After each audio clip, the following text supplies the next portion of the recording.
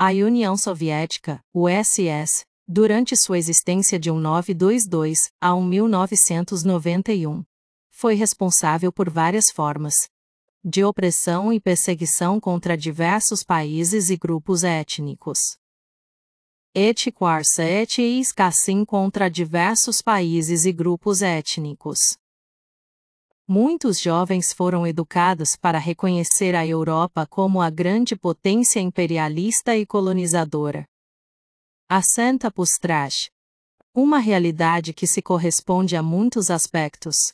No entanto, eles ignoraram um ponto essencial. Não se trata apenas de uma questão cultural, mas acima de tudo, de uma questão de poder. Para demonstrar a natureza opressiva dos movimentos comunistas e a extensão de sua violência, dos palvetassem quaroas. Podemos começar pelos estados bálticos, Estônia, Letônia e Lituânia. Estes foram ocupados e anexados pela USS em 1940. Após o pacto secreto entre Stalin e Hitler, durante o domínio soviético, sofreram severa repressão política e cultural, com milhares de cidadãos deportados, à Staleia. E pare sim, da morte sim, e sinta-os parcaetes executados, ou executados. Não é surpreendente que muitos professores de esquerda preferissem omitir esses fatos. Afinal, ao falar apenas sobre certos opressores e não sobre todos, cria-se uma narrativa seletiva, útil para preservar uma imagem positiva do comunismo. A Ucrânia é outro exemplo trágico. Entre 1932 e 1933, sofreu a devastadora fome conhecida como Holodomor, que matou milhões de pessoas. Essa catástrofe foi agravada por políticas de coletivização forçada, e hoje é reconhecida por muitos países como um genocídio deliberado contra o povo ucraniano. Apesar dos numerosos testemunhos e documentos, e comentos históricos, ainda há quem insista em classificá-la como uma invenção fascista. A Geórgia, por sua vez, embora fosse a terra natal de Stalin, não escapou da repressão soviética. Movimentos nacionalistas foram sufocados, e dissidentes foram perseguidos de forma severa. À luz de tudo isso, é fácil entender por que existe tanto negacionismo histórico. É necessário criar uma máscara positiva para o comunismo, escondendo suas contradições e crimes. Escrintade santa. Concundo santa. Assim como outros regimes fizeram ao longo da história. A opressão soviética nas repúblicas da Ásia Central, incluindo Armênia, Azerbaijão, Cazaquistão, Quirguistão, Uzbequistão e Turcomenistão, foi marcada por políticas de russificação, perseguições religiosas e coletivização forçada.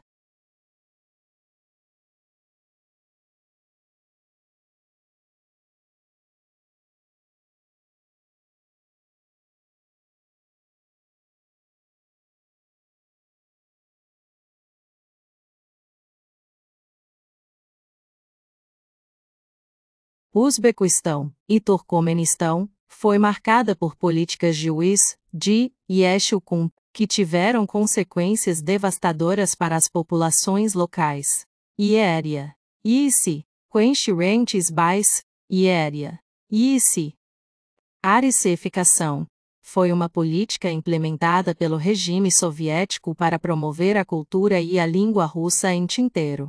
De 6 a detrimento das identidades locais. Isso incluiu a imposição do idioma russo nas escolas e na administração, além da promoção de uma cultura soviética que muitas vezes ignorava ou desvalorizava as tradições locais. A coletivização forçada, iniciada sob Joseph Stalin, no final da década de 1920, visava consolidar pequenas propriedades agrícolas em grandes fazendas coletivas. Essa política foi particularmente brutal nas repúblicas da Ásia Central, onde muitos camponeses resistiram à perda de suas terras e modos de vida tradicionais. O Cazaquistão, em particular, sofreu uma das mais severas consequências da coletivização forçada. A fome cazaque de 1933, também conhecida como genocídio de Golachokhin, resultou na morte de aproximadamente 1,5 milhão de pessoas, a maioria delas cazaques.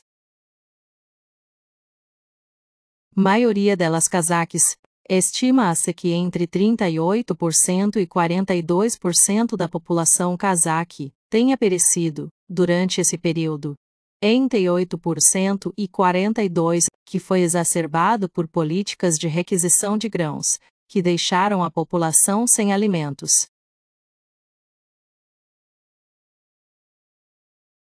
A fome foi uma consequência direta das políticas de coletivização, que desmantelaram a estrutura social e econômica tradicional dos nômades cazaques, forçando-os a se estabelecer em fazendas coletivas, que não conseguiam sustentar suas necessidades.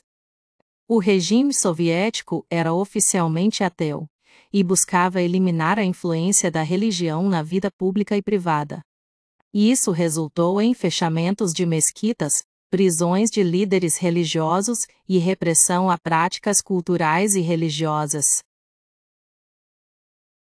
A identidade cultural das populações locais foi severamente ameaçada, com muitos grupos étnicos lutando para preservar suas tradições em face da opressão soviética. Armênia e Azerbaijão, Rabagiar, 5 Pais Toua. Armênia e Azerbaijão, Pfizer. Diante dos constantes tensões étnicas exacerbadas pela política soviética, que muitas vezes manipulava as identidades nacionais para consolidar o controle. Quirguistão, Uzbequistão e Turcomenistão. Essas regiões também sofreram com a russificação e a coletivização, resultando em descontentamento social e resistência, embora em graus variados. A opressão soviética deixou um legado duradouro nas repúblicas da Ásia Central, cujas consequências ainda são sentidas nas dinâmicas sociais, culturais e políticas atuais.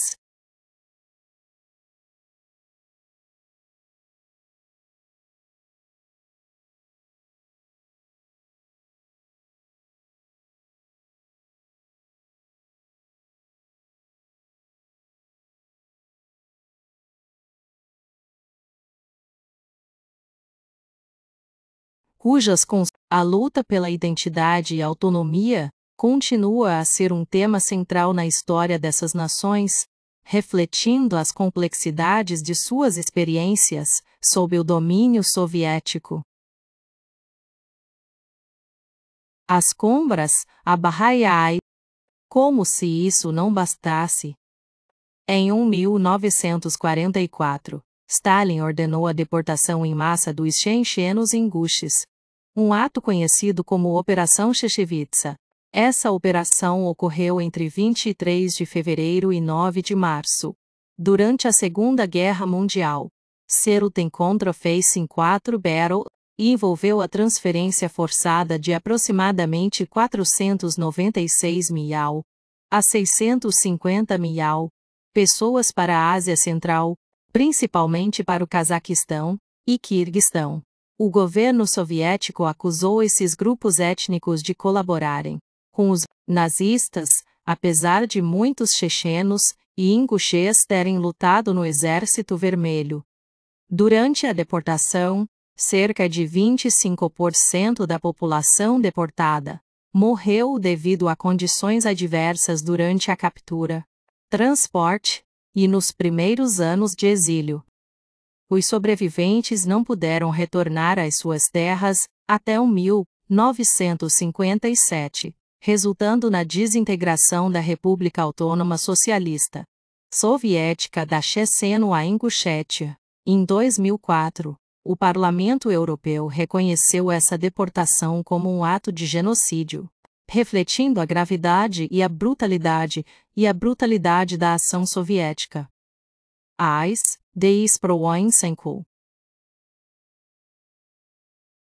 Simultaneamente, os tártaros da Crimeia também sofreram uma deportação em massa, em 1944, conhecida como Surgun, acusados de traição, após a colaboração de alguns membros da comunidade com os nazistas, cerca de 180 mil tártaros foram forçados a deixar suas terras e foram enviados para o Gulag,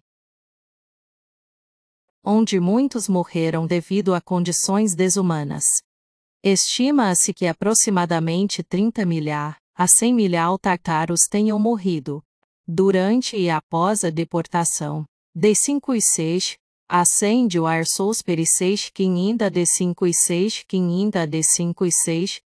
Somente em 1967, o Soviete Supremo da União Soviética reconheceu que as acusações contra os tártaros da Crimeia eram irracionais. O retorno dos tártaros à Crimeia só foi permitido em 1989, mas sem compensação por suas perdas, o que gerou tensões com a população russa e ucraniana, que havia se estabelecido na região após 1944. Esses eventos não apenas marcaram a história das comunidades chechena, inguxe e tártaro da Crimeia, mas também deixaram cicatrizes profundas que ainda influenciam as relações étnicas e políticas na região do Cáucaso e na Crimeia até os dias atuais. Por fim, vale ainda lembrar, sob influência soviética, Porsártica, no Porsártica, no Porsartiena. A Hungria de 1956. Sua revolta popular contra o domínio soviético foi brutalmente esmagada, com milhares de mortos. Checoslováquia, 1968.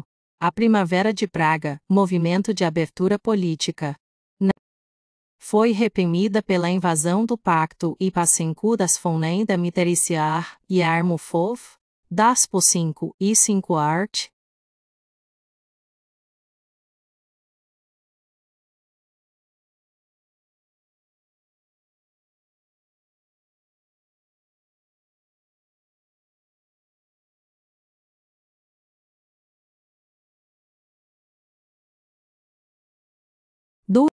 A Alemanha Oriental, árdia, fortemente controlada pelo aparato repressivo soviético, incluindo o apoio à Stasi, polícia secreta. Romênia, Bulgária e outros países do leste europeu, submetidos a ditaduras comunistas apoiadas por Moscovo. Afeganistão, 1979 a 1989. Invadido pela URSS, enfrentou uma guerra devastadora, com milhões de mortos e refugiados. Jovens, a história nunca é neutra. Quem detém o poder tenta sempre contá-la, da forma que mais lhe convém. Foi assim com o imperialismo europeu, com as ditaduras militares na América Latina, e também com o comunismo soviético.